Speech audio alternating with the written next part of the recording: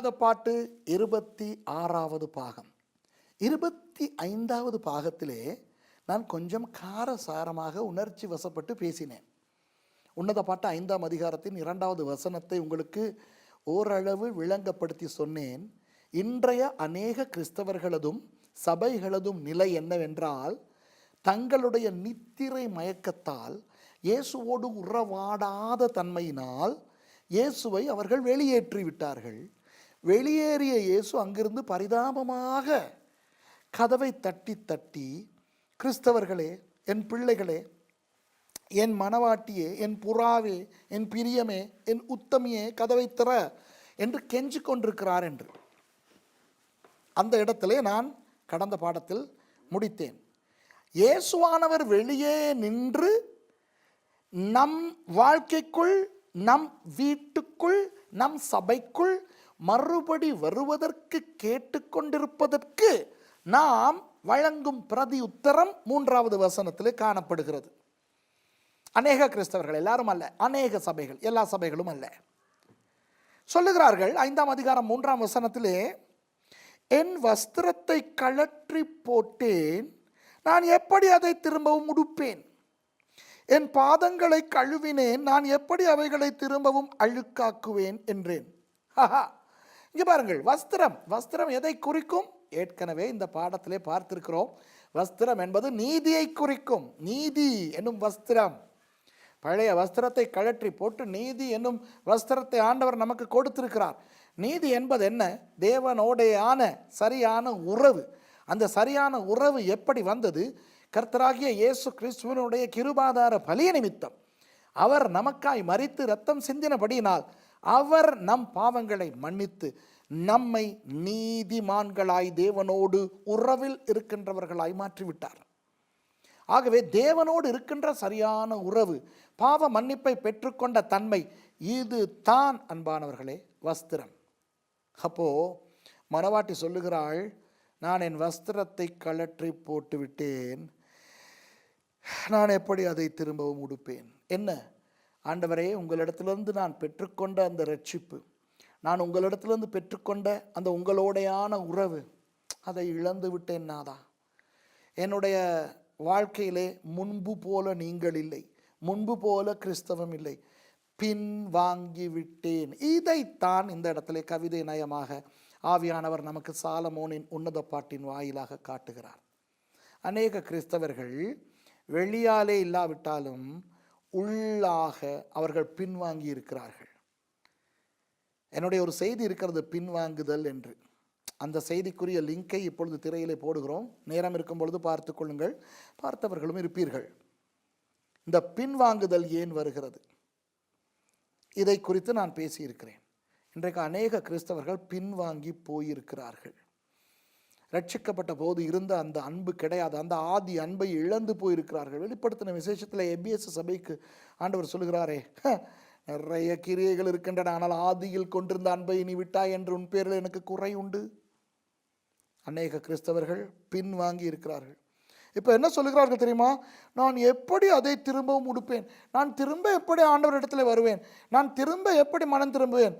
நம்முடைய சபை இப்பொழுது இந்த வாக்கில் நிறைய ஓடிவிட்டது, மறுபடி எப்படி இவற்றை மாற்றுவது? அநேக பாஸ்டர்மார்களுடைய ஆதங்கம். சில சபைகள் கள்ள உபதேசங்களுக்கு கொஞ்சம் கொஞ்சம் இடம் கொடுத்து கொடுத்து கொடுத்து அந்த அந்த வழியிலே விழுந்து விட்டது, ஊறி போய்விட்டது. சில ஊழியக்காரர்கள் தனிப்பட்ட ரீதியாக அவர்களுக்கு தெரிந்தாலும் தாங்கள் போய்கொண்டிருக்கின்ற வழி பிழை என்று இனி அவர்களால் திரும்ப பழையபடி கொண்டு வர முடியாது. ஏன்? அவர்களுடைய அது ஒரு அவமானம் மாதிரி. எங்களுடைய தவறுகளை ஏற்றுக்கொள்ள வேண்டி வருமே, மக்கள் என்ன நினைப்பார்கள்? அவமானம், வெட்கம். இப்படி எப்படி நான் திரும்ப உடுத்துவேன்? அன்பானவர்களே, நான் ஒரு விஷயத்தை சொல்லுகிறேன். சில கிறிஸ்தவர்கள், வேதம் அப்பட்டமாய் சொல்லுகிறது, கிறிஸ்தவர் அல்லாதவர்களை கல்யாணம் கட்ட முடியாது, கிறிஸ்தவர் அல்லாதவர்களை விரும்ப முடியாது. சில கலாச்சாரங்களிலே தமிழர்கள் இன்னும் காதலித்து கொண்டு இருக்கின்றார்கள் அல்லவா? எத்தனை தமிழ் கிறிஸ்தவ ஆண்களும் பெண்களும் கிறிஸ்தவர் அல்லாதவர்களை காதலிக்கிறார்கள், எத்தனை பிரச்சனைகளை என்னிடத்திலே கொண்டு வருகின்றார்கள். இப்படிப்பட்ட இந்த பிள்ளைகளோடு நான் பேசும் பொழுது அவர்களில் அநேகர் என்ன தெரியுமா சொல்லுகிறார்கள்? ஐயோ, நான் நிறைய நேசித்து விட்டேன், நான் வெகு தூரம் இந்த காதலிலே போய்விட்டேன், நான் எப்படி மறுபடி அவனை அல்லது அவளை விட்டு விட்டு வருவேன்? இதைத்தானே, அது ஒரு உதாரணம் மாத்திரம், அதைத்தானே இங்கே மனவாட்டி சொல்லுகிறாள். என் வஸ்திரத்தை, நீதியின் வஸ்திரத்தை கழற்றி போட்டேன், நான் எப்படி அதை திரும்பவும் உடுப்பேன்? பாருங்கள், என் பாதங்களை கழுவினேன். என்ன பாதங்கள் அன்பானவர்களே? வேதத்தில் சொல்லப்பட்டிருக்கிறது, சமாதானத்தின் சுவிசேஷத்தை அறிவிக்கிறவருடைய பாதங்கள் மலைகளின் மேல் எவ்வளவு அழகாக இருக்கிறது என்று. திரையிலே அந்த வசனத்தை போடுகிறோம், பார்த்து கொள்ளுங்கள். அப்போ பாதங்கள் எதை குறிக்கும்? கர்த்தருடைய ஊழியத்தை குறிக்கும். என் பாதங்களை கழுவினேன் என்பது எதை குறிக்கிறது தெரியுமா? ஊழியம் செய்து கொண்டிருந்த அநேக கிறிஸ்தவர்கள், அவர்கள் பாஸ்டர்மாராக இருக்கட்டும், விசுவாசிகளாக இருக்கட்டும், சரியான காரணங்களை முன்னிட்டு ஊழியத்தை விட்டுவிட்டார்கள். காடு மேடு ஆலைந்து திரிந்து சுவிசேஷம் அறிவிப்பது, மேடையில் ஏறி வந்து பாடல் பாடி ஆராதிப்பது, இசை கருவிகள் வாசித்து ஆண்டவரை ஆராதிப்பது, துண்டு பிரதிகள் கொடுப்பது, வீட்டு கூட்டம் நடத்துவது, ஜெப கூட்டங்கள் நடத்துவது, வாலிப கூட்டம் நடத்துவது, சபைக்கு வந்து அந்த சபையை சுத்திகரிப்பது, நாட்காலிகள் போடுவது, பாய்கள் போடுவது. என்ற தெய்வமே, ஊழியங்களில் ஆயிரக்கணக்கான வகைகள் உண்டு. இந்த ஊழியங்களை செய்கின்ற அநேகர் சரியான காரணங்களை முன்னிட்டு ஊழியங்களை விட்டு விட்டார்கள். அப்போ மலைகளின் மேலே நடந்து திரிந்து சமாதானத்தின் சுவிசேஷத்தை அறிவிக்கிறவனுடைய பாதங்கள் கழுவப்பட்டன என்றால் என்ன அர்த்தம்? வீட்டுக்கு வந்து விட்டான், கால்களை கழுவி உள்ளே வந்து விட்டான். என் பாதங்களை கழுவினேன். என்ன அர்த்தம்? ஊழியத்தை விட்டுவிட்டேன், நான் எப்படி அவைகளை திரும்பவும் அழுக்காக்குவேன் என்றேன். திரும்ப எப்படி நான் ஊழியத்துக்கு வருவேன்? நான் ஊழியத்தை விட்டுவிட்டு நான் வந்து ஒரு நல்ல தொழிலை ஆண்டவர் எனக்கு கொடுத்தார், அந்த தொழிலில் இப்போ நல்ல வெகு தூரம் சென்று விட்டேன். ஹலோ, ஊழியத்தை விட்டு விட்டு போகிற எவனுக்கும் எவளுக்கும் தொழில் கொடுப்பது ஆண்டவர் அல்ல, பிசாசு. இல்லை பாஸ்டர் அப்படி சொல்லாதீங்க, நல்ல தொழில், கௌரவமான தொழில், கௌரவமான தொழிலையும் கொடுத்தது பிசாசு. விளங்குகிறதா? பாதங்களை கழுவினேன் என்று இந்த இடத்திலே கிறிஸ்தவ மனவாட்டி சொல்லுவது ஊழியத்தை விட்டேன் என்பதற்கு அர்த்தம். பாருங்கள், என் வஸ்திரத்தை கழற்றி போட்டேன். என்ன? நீதியை துறந்து விட்டேன், ஆண்டவரோடு இருக்கின்ற உறவை விட்டு விட்டேன், மறுபடி எப்படி அதை உடுத்துவேன்? என் பாதங்களை கழுவினேன், ஊழியத்தை விட்டு விட்டேன், நான் எப்படி அவைகளை திரும்பவும் அழுக்காக்குவேன் என்றேன். இன்றைக்கு அநேக கிறிஸ்தவர்கள் இதை சொல்லிக் கொண்டிருக்கிறார்கள். அன்பானவர்களே, பாருங்கள், அந்த இரண்டு பயங்கரங்களையும் பாருங்கள். ஊழியத்தை விட்டுவிட்டு தொழில்களுக்கு போவது, வியாபாரங்களுக்கு போவது. சில பேர் சொல்லுவார்கள், ஊழியக்காரர்கள் வியாபாரம் செய்வார்கள். ஏதாவது என்னுடைய ஒரு பிரசங்கத்தை, என்ன அனுபவத்தை நான் சொல்லுகிறேன். நான் பிரசங்கிக்கும் பொழுது இந்த ஊழியத்தை விட்டு விட்டு போகின்றவர்களை கிளி கிளி என்று கிழிப்பது தான் என்னுடைய வழக்கம். அப்படிப்பட்ட நேரத்தில் சில பேர் வந்து சொல்வார்கள், பாஸ்டர் நீங்கள் பேசுனது எனக்காகவே தான் இருந்துச்சு, கிழிச்சுக்கிட்டு போச்சு, அழுதேன் பாஸ்டர். அப்புறம் நான் ஊழியம் செஞ்சுக்கிட்டு இருந்தேன்னா பிசாசு என்னைய ஊழியத்திலிருந்து எடுத்துட்டான். ஒரு நாளும் ஊழியத்திலிருந்து பிசாசு உங்களை எடுக்க முடியாது. உங்கள் கொழுப்பினால் தான் நீங்கள் ஊழியத்தை விட்டு போனீர்கள். பாஸ்டருடைய குறையை பார்த்திருப்பீர்கள், பாஸ்டருடைய மனைவியின் குறையை பார்த்திருப்பீர்கள், பாஸ்டருடைய பிள்ளைகளின் குறையை பார்த்திருப்பீர்கள், சபையில் இருக்கிற தலைமைத்துவத்தில் ஏதாவது ஒரு குளறுபடியை பார்த்திருப்பீர்கள், ஏதாவது அல்லது உங்களுக்கு ஒரு பொருளாதார பிரச்சனை வந்திருக்கும், ஏதாவது. அதான் சொன்னேன், சரியான காரணங்கள். உலகம் ஏற்றுக்கொள்ளுகிற காரணம், நீங்கள் ஏற்றுக்கொள்ளுகிற காரணம், நீங்கள் இதை போய் சொல்லும் பொழுது உங்களோடு சேர்ந்து பரிதாபப்படுகிறவர்கள் ஏற்றுக்கொள்ளுகிற காரணம், இந்த காரணங்களை முன்னிட்டு நீங்கள் தான் ஊழியத்தை விட்டு போனீர்கள். உங்களை எந்த பிசாசும் ஊழியத்திலிருந்து வெளியே எடுக்கவில்லை. ஆனால் நீங்கள் ஊழியத்தை விட்டு போகும் பொழுது கதவுகள் திறந்தன அல்லவா? வேலை கிடைத்திருக்கும், நண்பர்கள் கிடைத்திருப்பார்கள், வியாபாரம் கிடைத்திருக்கும், வெளிநாட்டு விசா கிடைத்திருக்கும், விமான பற்றுச்சீட்டு கிடைத்திருக்கும், வெளிநாடுகளுக்கு போனால் வீடுகள் கிடைத்திருக்கும், அது கிடைத்திருக்கும், இது கிடைத்திருக்கும். இதெல்லாம் கொடுத்தது பிசாசு. நீங்கள் சபைக்கு வந்து சாட்சி சொல்லியிருப்பீர்கள், கர்த்தருக்கு ஸ்தோத்திரம், ஆண்டவர் எனக்கு அப்படி கதவை திறந்தார், இப்படி கதவை திறந்தார். அதற்கு ஆமேன் சொல்ல 1000 பேர். ஃபேஸ்புக்கில் நீங்கள் உங்கள் கூத்துகளை போடும் பொழுது அதற்கு அல்லேலூயா சொல்வதற்கு 100 பேர், லைக் போடுவதற்கு 1000 பேர். முழுக்க பிசாசு. ஊழியத்தை விட்டு போகின்றவனுக்கு பிறகு கதவுகளை திறந்து கொடுப்பது பிசாசு. அப்போ சொல்லுவார்கள், என்னுடைய கூட்டத்துக்கு வருகிறவர்கள் சொல்லுவார்கள், ஐயோ பாஸ்டர் குத்தப்பட்டேன். சரி, குத்தப்பட்டுட்டேன், என்ன செய்ய போகிறேன்? திரும்ப ஊழியத்துக்கு வரியா? வரணும் பாஸ்டர், நான் வரத்தான் போகிறேன் பாஸ்டர், ஆனால் இப்போவே இல்லை. ஏன்? இந்த வியாபாரத்தில் ரொம்ப நான் போயிட்டேன்னா, ரொம்ப வளர்ச்சி வந்துருச்சா, அதை ஒரு நிலைப்படுத்திட்டு நான் சீக்கிரம் வந்துடுவேன். கிளியும் என்றைக்குமே வரமாட்டேன். நீ இயேசுவானவர் முதல் தடவை வருபவனுக்கு என்ன சொல்கிறார்? ஒருவன் தன் தகப்பனை, தாயை, மனைவியை, பிள்ளைகளை, சகோதரனை, சகோதரியை, தன் ஜீவனை வெறுத்து விட்டு தன் சிலுவையை சுமந்து கொண்டு வராவிட்டால் எனக்கு சீஷனாய் இருக்க மாட்டான். இப்போ இது சீஷனாய் வந்து விட்டு பின்வாங்கி போனது. இது நான் இன்னும் 1 வருஷத்தில் வருகிறேன், 2 வருஷத்தில் வருகிறேன், நான் செட்டில் ஆகி விட்டு வருகிறேன், செட்டில் ஆக்கி விட்டு வருகிறேன். ஆகுமா? ஒரு நாளும் கிடையாது. இன்றைக்கு எத்தனையோ பேர் கேவலமாய் கிறிஸ்தவர்கள் நடந்து கொண்டிருக்கிறார்கள். அன்பானவர்களே, நன்றாய் கவனிங்கள். இன்றைக்கு அநேக கிறிஸ்தவர்களும் அநேக சபைகளும் இப்படித்தான் வாழுகின்றன. இயேசுவானவரை வெளியே துரத்தி விட்டார்கள். இப்போ அவர் உள்ளே வர கதவை தட்டுகிறார். இவர்களால் முடியவில்லை. ஏன்? என் உறவான வஸ்திரத்தை, நீதியின் வஸ்திரத்தை கழற்றி போட்டு விட்டேன், எப்படி அதை மறுபடியும் உடுத்துவேன்? நான் என் கால்களை கழுவி விட்டேன். அதாவது இப்போ என் கால் அழுக்காய் இல்லை. ஊழியக்காரர்கள் என்றால் அழுக்கான கால் உடையவர்கள் அல்லவா? ஊழியத்துக்கு போய் போய் வரும் பொழுது அழுக்காய் அல்லவா இருக்கும். கழுவி விட்டாராம் இவர். அதை மறுபடி நான் எப்படி அழுக்காக்குவேன்?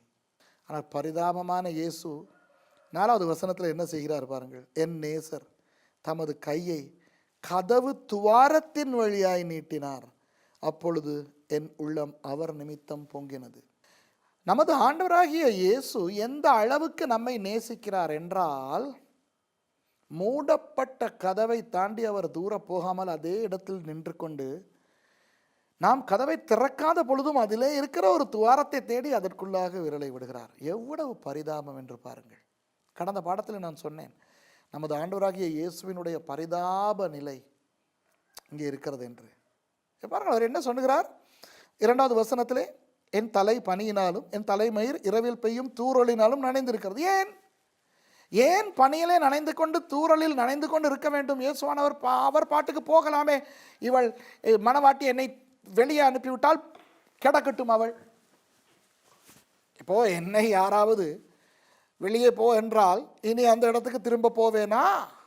சொல்லுங்கள் பார்க்கலாம். நீங்கள் செய்வீர்களா? உங்களை யாராவது கெட் அவுட் சொல்லிவிட்டால், உங்களை ஒரு சபை இனி எங்கள் சபைக்கு வராதே என்று சொன்னால் இனி அந்த பக்கம் தலை வைத்து படுப்பீர்களா? யாராவது உங்களை வெளியே அனுப்பிவிட்டால் நீங்கள் அவர்களுடைய முகத்தை பார்ப்பீர்களா? என்னதான் கிறிஸ்தவர்களாக இருந்தாலும், என்னதான் பரிசுத்தவான்களாக இருந்தாலும் நீங்கள் அப்படி செய்வீர்கள். நான் பரிசுத்தவான் கிடையாது, நான் பரிசுத்தமாக விரும்பிக் கொண்டிருக்கின்றவன், பரிசுத்தமாகி கொண்டு வருகிறவன். என்னை யாராவது வீட்டை விட்டு வெளியே போட்டால் இனி ஜென்மத்துக்கும் அந்த வீட்டுக்குள்ளே நான் நுழைய மாட்டேன். என்னை யாராவது கெட் அவுட் சொல்லிவிட்டால் ஆமேன். ஒரு சாதாரண எனக்கே அந்த அளவு ரோஷம் இருக்கும் என்றால், அண்டா சராசரங்களை உண்டாக்கின இயேசுவானவருக்கு எவ்வளவு ரோஷம் இருக்க வேண்டும்?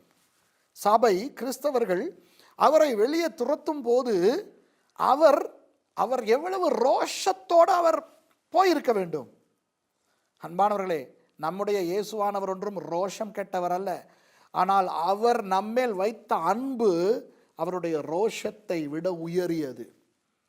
ஆகவே நம்மால் வெளியே துரத்தப்பட்ட இயேசுவானவர் அங்கே பனியிலேயும் இரவின் தூறலினாலும் நனைந்து கொண்டு வெளியே இருந்து தட்டி கொண்டிருக்கிறார்.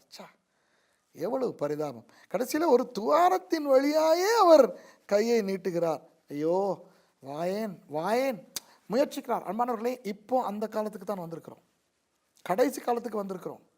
ஒரு சம்பவம் சீக்கிரம் நடக்க போகிறது. என்ன தெரியுமா? சபை எடுத்துக்கொள்ளப்பட போகிறது. சில பேர் வந்து அது அந்தி கிறிஸ்துவின் உபதேசம், ரப்சர் என்பது வேதத்திலே இல்லை என்று உங்களை குழப்பிக் கொண்டிருக்கிறார்கள்.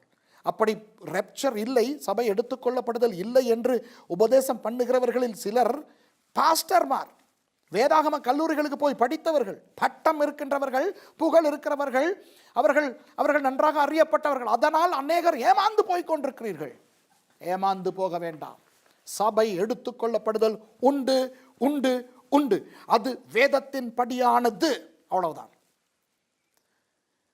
இன்றோ நாளையோ சபை எடுத்துக்கொள்ளப்படலாம், நமக்கு தெரியாது என்றென்று கடைசி காலத்திலே வாழ்ந்து கொண்டிருக்கிறோம். இயேசுவானவர் பதறிக்கொண்டிருக்கிறார். ஏன் தெரியுமா? சபை எடுத்துக்கொள்ளப்படும் பொழுது யாரெல்லாம் ஆயத்தமாக இருக்கிறோமோ, விழித்திருக்கிறோமோ, நம்மை மாத்திரம்தான் கொண்டு போவார். அந்த உண்மையான உறக்கத்தை நான் சொல்லவில்லை, உறங்காமல் விழித்திருக்கிறதை பற்றி நான் சொல்லவில்லை. நம்முடைய வாழ்க்கைக்கு ஓய்வு வேண்டும், உறக்கம் வேண்டும், அது வேறு. ஆவிக்குரிய உறக்கத்தை சொல்லுகிறேன். உங்களுக்கு தான் புரிகிறதே. ஆவிக்குரிய உறக்கம், ஆவிக்குரிய ரீதியில் விழித்திருக்கிறவர்களை மாத்திரமே அவர் கொண்டு போவார். மற்றவர்களுக்கு என்ன நடக்கும்? கைவிடப்படுவார்கள். கல்வினிசம் என்பது ஒரு கள்ள உபதேசம். கல்வினிசத்தை மறுபடி வந்து கற்றுக் கொடுத்து கொண்டிருக்கின்றார்கள். அதற்கு வேறு பெயர் சூட்டி கிருபையின் உபதேசம் என்று. அதாவது ரட்சிக்கப்படுகிறவர்கள் ஒரு நாளும் ரட்சிப்பை இழந்து போக மாட்டார்களாம். யார் சொன்னார்? வேதம் சொல்லுகிறது, ஜெயங்கொள்ளுகிறவன் அவனுடைய பெயரை நான் ஜீவ புத்தகத்திலிருந்து கிறுக்கி போட மாட்டேன் என்று. அப்படியானால் என்ன அர்த்தம்? ஜெயம் கொள்ளாதவனுடைய பெயரை கிறுக்கி போடுவேன் என்று அர்த்தம். சபை எடுத்துக்கொள்ளப்படும் பொழுது கைவிடப்பட போகிறவர்கள் உண்டு. அடுத்த பாடத்தில் அதை குறித்து நான் தெளிவாக உங்களுக்கு பேச போகிறேன். ஏனென்றால் அடுத்த பாடத்தில் இருந்து நான் காட்டப் போவது அந்த கைவிடப்படுகின்ற கிறிஸ்தவர்களுடைய நிலையை. 5ஆம் வசனத்தில் இருந்து 16ஆம் வசனம் வரைக்கும் இந்த 5ஆம் அதிகாரத்திலே நாம் பார்க்க போவது கைவிடப்பட்ட கிறிஸ்தவர்கள். சபை எடுத்துக்கொள்ளப்பட்ட பிறகு ஒரு 7 வருஷ உபத்திரவ காலம் இருக்குமே, அந்தி கிறிஸ்துவின் காலம். அந்த காலத்தில் கைவிடப்பட்ட கிறிஸ்தவர்களுடைய மனநிலையைத்தான் தீர்க்க தரிசனமாக அந்த வசனங்களிலே பார்க்க போகிறோம் அடுத்த பாடத்திலே. இப்போ நான் என்ன சொல்ல வருகிறேன் என்றால், அன்பானவர்களே, கடைசி காலத்திலே வாழுகிறோம். நமது ஆண்டவராகிய இயேசு நம் ஒவ்வொருவருக்காகவும் மூடப்பட்டிருக்கின்ற கதவின் துவாரத்தின் வழியாகவாவது கையை நீட்டி நமக்காக ஏங்கிக் கொண்டிருக்கிறார். அப்பொழுது என் உள்ளம் அவர் நிமித்தம் பொங்கினது. ஒருவேளை இந்த செய்தி கூட அவர் கையை நீட்டுவதா இருக்கலாம். அன்பானவர்களே, நீங்கள் எங்கே இருந்து இதை பார்க்கிறீர்கள்? உங்கள் ஆவிக்குரிய நிலை என்ன? நீங்கள் யார்? எனக்கு தெரியாது, எனக்கு தேவையும் இல்லை. நீங்கள் ஒரு சபையின் பாஸ்டராக இருக்கலாம், ஒரு பெரிய சபையின் பாஸ்டராக இருக்கலாம், ஒரு வேதாகம கல்லூரியை நடத்துகிறவராக இருக்கலாம், ஒரு விசுவாசியாக இருக்கலாம், ஒரு சபை தலைவராய் மூப்பராய் இருக்கலாம், புதிய விசுவாசியாக இருக்கலாம். உங்களுடைய ஆவிக்குரிய நிலை எதுவாயும் இருக்கலாம். நீங்கள் நல்ல ஆயத்தமாய் இருக்கலாம். கர்த்தருக்கு ஸ்தோத்திரம். அது அப்படி என்றால், ஒருவேளை உங்களுடைய வாழ்க்கையில் ஆவிக்குரிய நித்திரைக்கு நீங்கள் இடம் கொடுத்து உங்களுடைய செயல்களினால் இயேசுவானவர் உங்களுடைய வாழ்க்கையை விட்டு, வீட்டை விட்டு, சபையை விட்டு, ஊழியத்தை விட்டு வெளியேறிய நிலையில் நீங்கள் வாழ்ந்தால், ஒருவேளை இந்த செய்தி அந்த பூட்டப்பட்ட கதவின் துவாரத்தின் வழியாய் நீட்டப்படுகின்ற இயேசுவானவருடைய கிருபையின் கரமாய் இருக்கலாம். பற்றிக்கொள்ளுங்கள். ஏன்? காலம் சமீபித்திருக்கிறது. கைவிடப்பட்டால் என்ன நடக்கும்? மணவாட்டி என்ற அந்தஸ்தே இழந்து போகும். அப்பொழுது என் உள்ளம் அவர் நிமித்தம் பொங்கினது. ஆஹா, உள்ளம் பொங்கினது. ஆனால் கொஞ்சம் அடுத்த வசனத்தை பார்ப்போமா? 5வது வசனத்தை ஒருக்கா பார்ப்போம். அடுத்த வாரத்தில் தெளிவாய் பேசுவோம். என் நேசருக்கு கதவை திறக்க நான் எழுந்தேன். பூட்டின கைப்பிடிகள் மேல் என் கைகளிலிருந்து வெள்ளை போலமும் என் விரல்களிலிருந்து வாசனையுள்ள வெள்ளை போலமும் வடிந்தது. ஆண்டவர் கொடுத்த அந்த அந்த அந்த அவருடைய பலியினால் ஏற்பட்ட அந்த அதெல்லாம் பேசினோமே. ஆனால் 6வது வசனம், என் நேசருக்கு கதவை திறந்தேன், என் நேசரோ இல்லை, போய்விட்டார். அவர் சொன்ன வார்த்தையால் என் ஆத்துமா சோர்ந்து போயிற்று. அவரை தேடினேன், அவரை காணவில்லை. அவரை கூப்பிட்டேன், அவர் எனக்கு மறு உத்தரவு கொடுக்கவில்லை. பொறுங்கள், அடுத்த பாடத்திலே 5வது வசனத்திலே இருந்து தெளிவாய் நான் உங்களுக்கு சொல்லிக் கொடுக்கிறேன் 16வது வசனம் வரை. கைவிடப்பட்ட சபைக்கு என்ன நடக்கும் என்று. அதற்கு முன்னர் மறுபடி உங்களுக்கு இந்த 2ஆம் 3ஆம் 4ஆம் வசனங்களை ஞாபகப்படுத்த விரும்புகிறேன். நான் நித்திரை பண்ணினேன். 2வது வசனம். அன்பானவர்களே, ஆவிக்குரிய நித்திரை உங்களுடைய வாழ்க்கையில் இருக்கும் என்றால் விழித்தெழும்புங்கள். நித்திரை கொண்டிருக்கின்றவனுக்கு பக்கத்தில் என்ன நடக்கிறது என்று தெரியாது. கள்ளன் வந்து களவெடுத்து கொண்டு போனாலும் தெரியாது. கள்ளர்கள் என்ன செய்வார்கள்? உறங்கிக் கொண்டிருக்கிறவர்கள் விழித்தெழும்பாதபடிக்கு அந்த தூக்க எதையோ போடுவார்கள். அந்த காலத்திலே குளோரோஃபார்ம் பயன்படுத்துவார்கள். அல்லது அந்த நன்றாய் ஆழ்ந்து தூங்குகின்ற நேரத்தில் தான் கண்ணமிட்டு திருடுவார்கள். ஆவிக்குரிய நித்திரை நம்முடைய வாழ்க்கையில் ஆவிக்குரிய நித்திரை இருந்தால் நம்முடைய ஆவிக்குரிய வாழ்க்கை எப்படி களவாடப்படுகிறது, சூறையாடப்படுகிறது, எப்படி பிசாசுக்கு இடம் கொடுக்கிறோம் என்று நமக்கே தெரியாது. நமக்கே தெரியாமல் விழுந்து போய் விடுவோம். நமக்கே தெரியாது எங்கிருந்து இந்த ரகசிய பாவம் வந்தது, எங்கிருந்து இந்த சினிமா மோகம் வந்தது, எங்கிருந்து இந்த இச்சை வந்தது, எங்கிருந்து இந்த பண ஆசை வந்தது, எங்கிருந்து பொறாமை வந்தது. நன்றாய் இருந்தேனே, ஒழுங்காய் இருந்தேனே, ஒழுங்காய் ஜெபித்தேனே, ஒழுங்காய் வேதம் வாசித்தேனே, ஒழுங்காய் ஊழியம் செய்தேனே, என்ன வந்தாலும் பரவாயில்லை என்று ஆண்டவருக்காக நின்றேனே, ஐயோ எனக்கு என்ன நடந்தது? நடந்ததா? ஆவிக்குரிய நித்திரை. விழித்திருங்கள், கர்த்தருக்குள் வசனத்திலே விழித்திருங்கள், ஜெபத்திலே விழித்திருங்கள், தேவனோடையான உறவில் விழித்திருங்கள். இதயம் விழித்திருக்கிறது அல்லவா? ஆகவே நீங்கள் முழுக்க விழித்திருங்கள். கதவை தட்டுகிற என் நேசரின் சத்தத்தை கேட்டேன். கர்த்தர் வார்த்தையை அனுப்பி கொண்டே இருக்கிறார். வார்த்தையை கேளுங்கள், வார்த்தையை அதிகமாய் கேளுங்கள். வார்த்தையை கேட்க கேட்கத்தான் நம்முடைய குறைகள் நமக்கு தெரியும். தரிசனம், தீர்க்க தரிசனம், அபிஷேகம் நல்லது. ஆனால் அவற்றின் பின்னாலேயே ஓடி வசனத்தை இழந்து போகாதீர்கள். வசனத்தை நாடுங்கள். இன்றைக்கு சில சபைகளிலே ஒவ்வொரு ஞாயிற்றுக்கிழமையும் விழுந்து விழுந்து உருண்டு எழும்புகிறவர்களுக்கு 66 புத்தகங்களை ஒரு கிரமமாய் சொல்லவே தெரியாது. என்ன அர்த்தம்? வசனம் தான் முக்கியம். சுகம் அடைகிறவர்கள், சாட்சி சொல்லுகிறவர்கள், எந்த பெரிய ஊழியக்காரன் வந்தாலும் சில பேருக்கு சுகம் கிடைக்கிறது, சில பேருக்கு தரிசனம் கிடைக்கிறது, தீர்க்க தரிசனம் கிடைக்கிறது. இருக்கட்டும், வசனம் எந்த அளவுக்கு தெரியும்? கர்த்தர் வசனத்தின் மூலமாய் தான் நம்மோடு பேசிக் கொண்டிருக்கிறார். என் நேசரின் சத்தத்தை கேட்டேன். அவர் என்ன சொல்லுகிறார்? என் சகோதரியே, உத்தமியே, என் புறாவே, கதவை திற, கதவை திற. நீ இவ்வளவு நல்லவள், ஏனடி நாசமாய் போக வேண்டும்? ஏனடி கைவிடப்பட வேண்டும்? சிகரெட் குடிக்கிறதை விட்டுவிட்டேன், சாராயம் குடிக்கிறதை விட்டுவிட்டேன், விபச்சாரம் பண்ணுவதை விட்டுவிட்டேன், கொலை செய்வதை விட்டுவிட்டேன், போதை வஸ்துக்களை விட்டுவிட்டேன், அதை விட்டுவிட்டேன், இதை விட்டுவிட்டேன் என்று சொல்லிக்கொண்டு இருக்கிறாயே சபையே, இவ்வளவும் செய்த நீ கடைசியில் ஏன் கைவிடப்பட வேண்டும்? கதவை திற. ஏனென்றால் என் தலை பனியினாலும் என் தலைமயிர் இரவில் பெய்யும் தூறலினாலும் நனைந்திருக்கிறது. பரிதாபமாய் இயேசுவானவர் இன்றைக்கு கிறிஸ்தவர்களுடைய சபைகளினுடைய வாழ்க்கைகளிலிருந்து வெளியே தள்ளப்பட்டிருக்கிறார். சபை என்ன சொல்லுகிறது? அநேகர் என் வஸ்திரத்தை கலற்றி போட்டேன், உம்மோடு இருக்கின்ற உறவு இப்பொழுது இல்லை, நான் எப்படி அதை திரும்ப முடிப்பேன்? என் பாதங்களை கழுவினேன், ஊழியத்தை விட்டு விட்டேன். ஊழியத்தின் அழுக்குகள், வேதனைகள், பாரங்கள் எல்லாம் இப்போ இல்லை. இப்போ நிம்மதியாய் வேலை செய்து கொண்டு வியாபாரம் செய்து கொண்டு இருக்கிறேன். நான் எப்படி அவைகளை திரும்பவும் அழுக்காக்குவேன்? இப்போ என் பிள்ளைகளுக்கு ரொம்ப நிம்மதி. நான் ஊழியம் செய்த காலத்தில் என் பிள்ளைகளுக்கு ரொம்ப இடைஞ்சலாக இருந்திருக்கிறது, இப்போ நிம்மதியாக இருக்கிறார்கள். நான் எப்படி அவைகளை திரும்பவும் அழுக்காக்குவேன்? அன்பானவர்களே, ஒரே ஒரு நல்ல செய்தி.